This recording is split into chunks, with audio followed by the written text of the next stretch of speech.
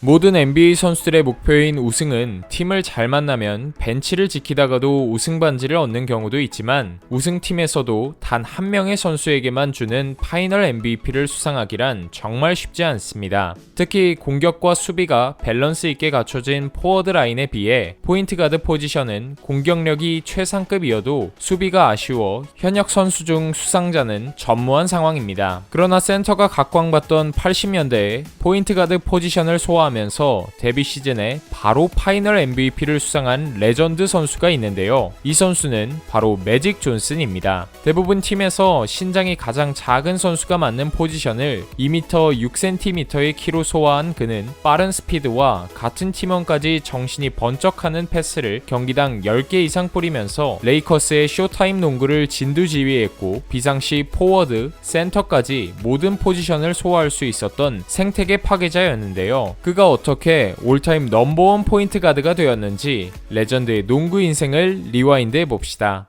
매직 존슨은 1959년 8월 14일 미시간주 랜싱에서 태어났습니다. 매직의 아버지는 6명의 자녀를 부양하기 위해 디트로이트 외곽에 있는 모터 공장에서 조립 일과 쓰레기 운반업까지 두 가지 일을 병행했는데요. 당시 중산층에 비해서는 약간 부족한 환경이었지만 그래도 화목한 가정이었고 무엇보다 부모님이 모두 농구를 했던 집안이었기에 매직 역시 일찍부터 농구를 접하면서 재능을 드러냈습니다. 초등학교 시절 등교를 하기 전에 이른 아침 오전 6시에 일어나 농구 코트에서 시간을 보내며 하루 일과를 늘 농구와 함께 했습니다. 이렇게 보면 아무런 어려움이 없었던 것처럼 보이지만 그의 학창 시절이 평탄하지만은 않았는데 시간이 흘러 고등학교 진학을 앞두고 있었을 때 매직은 흑인 학생들이 주를 이루는 섹스톤 고등학교에 가기를 원했으나 당시 교육 정책에 의해 백인 학생들이 많은 에버렛 고등학교로 가게 되었고 입학 후 한동안 팀원들이 그에게 패스조차 하지 않는 무시와 차별 대우를 견뎌야 했습니다. 그러나 매직의 농구 실력은 부당한 대우로 꺾어버리기엔 또래에 비해 독보적인 수준이었고 얼마 지나지 않아 에버렛 고교에서도 당당히 주전을 차지하며 팀을 이끌게 됩니다. NBA 스카우터들이 눈여겨보는 제목이었던 그의 경기를 보러 왔던 한 기자는 그의 플레이를 본 후 마술 같다는 의미에서 매직이라는 별명을 붙여줬고 그때 이후로 그는 어빈 존슨이라는 본명보다 매직 존슨이라는 별명이 이름처럼 굳어졌습니다. 3학년 때는 평균 28.8득점, 16.8 리바운드를 기록하면서 에버렛 고교를 27승 1패의 압도적인 성적으로 이끌며 전미 챔피언으로 만들어버린 뒤 매직은 자신의 고향 주변이었던 미시간 주립대를 선택하여 대학 무대로 향했습니다. 미시간 주립대는 농구 명문팀과는 거리가 있었지만 매직이 합류한 이후 팀 성적이 급격하게 반등했습니다. 그가 입학하기 바로 전 시즌 미시간 주립대는 10승 17패라는 5할도 못 남기는 승률을 기록했으나 2m 6cm의 포인트 가드의 합류는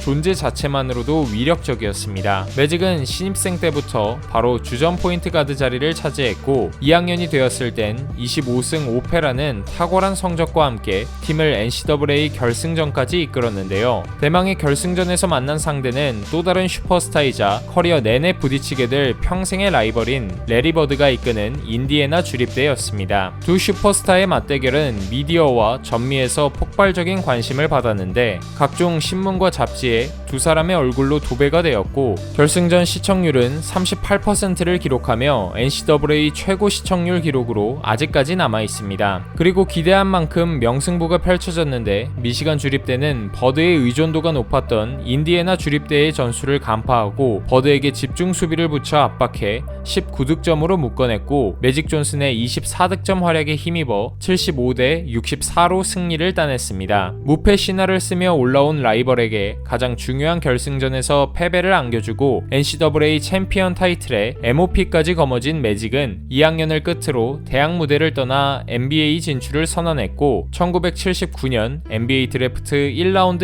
1픽으로 LA 레이커스의 지명을 받아 NBA 커리어를 시작하게 됩니다. NBA에 와서도 곧바로 실력 발휘에 나섰는데 루키 시즌에 평균 18득점, 7.7 리바운드, 7.3 어시스트, 야투 성공률 53%로 어디 하나 빠지는 게 없는 없는 활약을 펼쳤고 올스타에도 바로 뽑히면서 주가를 상승시켜갔습니다. 또한 레이커스에는 통산 득점 1위에 빛나는 레전드 센터 카림 압둘자바가 있었기에 넓은 시야와 우월한 신장을 살린 매직의 날카로운 패스가 더욱 빛을 볼 수 있었는데요. 매직이 이끄는 쇼타임 레이커스는 60승 고지를 밟으며 리그 1위로 플레이오프에 진출했고 서부 컨퍼런스를 평정한 뒤 파이널 무대에 올랐습니다. 파이널에서 만난 상대는 줄리어스 어빙이 이끄는 필라델피아였는데 매직의 예측 불가한 패스와 카림의 압도적인 득점력에 5차전까지 3승 2패로 레이커스가 리드를 잡게 됩니다. 하지만 우승을 코앞에 둔 시점 레이커스는 큰 악재를 맞았는데 팀 내 1옵션 압둘자바가 심각한 발목 부상으로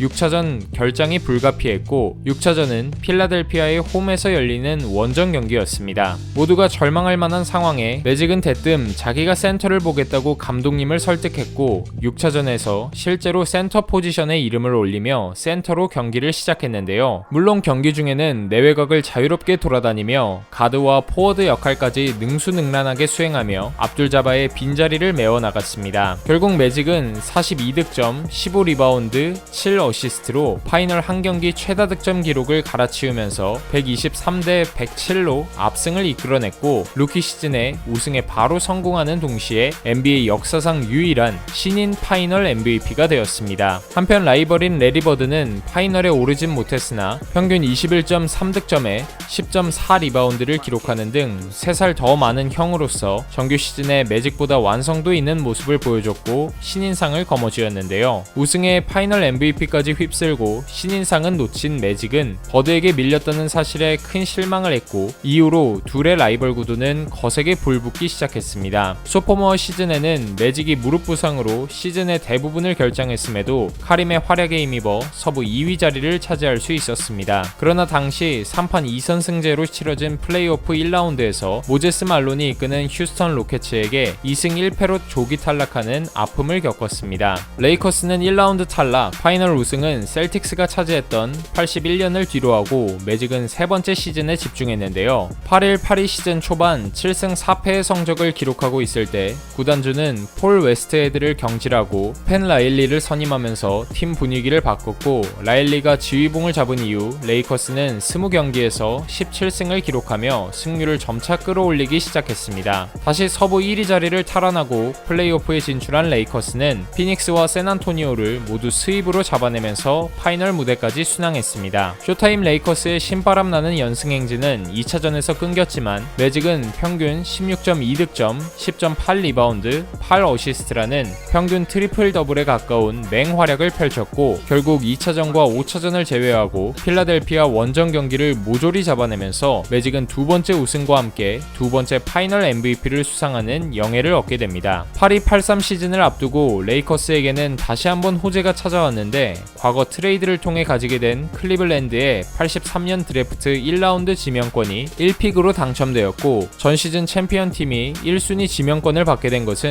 NBA 역사상 최초였습니다. 레이커스는 1983 드래프트에서 노스캐롤라이나 대학을 NCAA 우승으로 이끈 제임스 워디를 뽑았고 가드, 포워드, 센터 삼각편대가 모두 2m가 훌쩍 넘는 3명의 조합은 어떤 선수가 붙어도 막기가 쉽지 않았고 레이커스는 또다시 서부 1위로 플레이오프에 진출했습니다. 그러나 워디가 정규 시즌 막판에 다리가 부러지는 부상을 입으면서 프로에 나갈 수 없었고 카림과 매직의 활약으로 파이널까지는 어렵지 않게 올라갔으나 줄리어스 어빙에 더해 모제스 말론까지 영입한 필라델피아를 만나 내리 4연패를 당하면서 처음으로 파이널 무대에서 무릎을 꿇게 됩니다. 그리고 83-84 시즌 컨퍼런스가 달랐던 매직과 버드의 프롬 맞대결은 레이커스가 2번, 보스턴이 1번의 우승을 달성하는 동안 단 한 번도 성사되지 않았는데 마침내 1984년에 양팀이 모두 NBA 파이널에 오르면서 두 라이벌의 맞대결이 성사되었습니다. 그 시즌 매직은 평균 13.1 어시스트로 어시스트 왕에 올라 있었고 버드는 백투백 MVP를 수상하면서 서로 물이 오를 대로 오른 상황이었기에 모든 NBA 팬들의 이목을 집중시켰는데 선수였는데요. 1차전 매직은 야투율 63%에 18득점 10어시스트 6리바운드를 기록하는 등 높은 효율을 보여주었고, 카림과 워디는 둘이서 53점을 합작하며 보스턴을 6점 차로 기선제압했습니다. 하지만 2차전은 승부처에서 워디의 패스미스와 매직의 실수로 인해 경기가 연장으로 이어졌고, 연장 접전 끝에 3점 차로 패배하며 보스턴에게 1승을 헌납하게 됩니다. 이후 4차전에서도 보스턴은 강력한 투지와 6탄 방어로 레이커스를 괴롭혔고, 매직은 야투율 35%와 7개의 턴오버를 기록하며 부진한 끝에 결국 3승 4패로 버드에게 우승을 내줬습니다. 일반적인 선수들과 달리 카림 압둘자바, 마이클 쿠퍼 등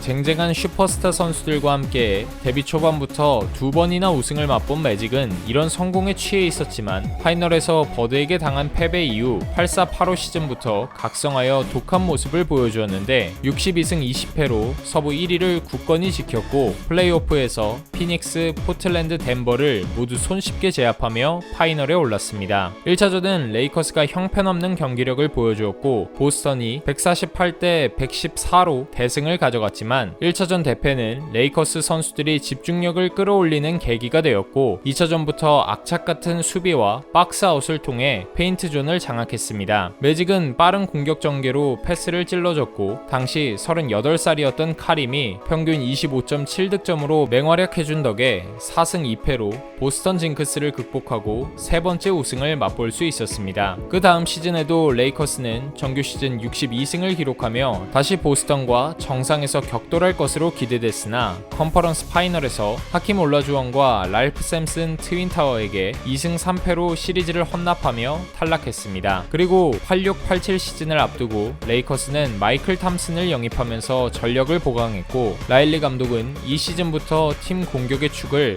카림에서 매직에게 맡겼습니다. 매직의 공격 비중이 늘어나다 보니 자연스럽게 그의 평균 득점도 23.7득점으로 커리어 하이를 찍었고, 팀 성적까지 65승으로 최고의 성적을 기록해 매직은 생애 첫 정규 시즌 MVP를 수상하는 영예를 얻었는데요. 플레이오프에서는 11승 1패라는 압도적인 퍼포먼스를 보여주면서 다시 파이널에 올랐고, 어김없이 보스턴 셀틱스를 마주했습니다. 레이커스는 1, 2차전을 모두 승리하며 분위기를 잡았고, 3차전은 내줬지만 4차전에서 매직이 카림의 시그니처 스카이 훅슛을 오마주한 주니어 훅샷을 선보이며 29득점으로 팀 내 최다 득점을 기록하는 동시에 위닝샷까지 성공시켰습니다. 먼저 3승을 거두며 우위를 점한 레이커스는 6차전에서 셀틱스를 106대 93으로 꺾으면서 4승 2패로 다시 왕좌를 탈환했습니다. 매직은 이 파이널에서 마지막이자 세 번째 파이널 MVP를 수상했고, 이후 셀틱스는 주전들의 건강 문제로 부진하게 되면서 매직과 버드의 정상 만남은 끝이 나게 됩니다. 그리고 다음 시즌 주축 선수들의 이탈 없이 전력을 유지하는 데 성공한 레이커스는 62승 20패를 기록하며 7년 연속 서부 1위 자리를 지켰고, 프로 1라운드에서 만난 샌안토니오를 3대 0으로 손쉽게 제압했습니다. 그러나 2라운드와 컨퍼런스 파이널에서 만난 유타와 댈러스를 상대로는 고전했는데, 두 시리즈 모두 7차전까지 가는 접전 끝에 힘겹게 승리하고 파이널에 올라갔습니다. 이번 파이널 상대는 보스턴을 꺾어 올라온 디트로이트였는데, 당시 아이지아 토마스, 조 듀마스, 빌 레인비어 등 터프한 수비팀이라 레이커스도 쉽게 득점하기가 까다로운 상대였습니다. 결국 파이널도 7차전까지 이어졌는데, 레이커스의 제임스 워디가 36득점 16리바운드 10어시스트라는 놀라운 활약으로 팀을 캐리했고, 매직도 19득점 14어시스트로 거들면서 레이커스는 3점차 짜릿한 승리를 거뒀습니다. 다섯 번째 우승을 맛본 매직은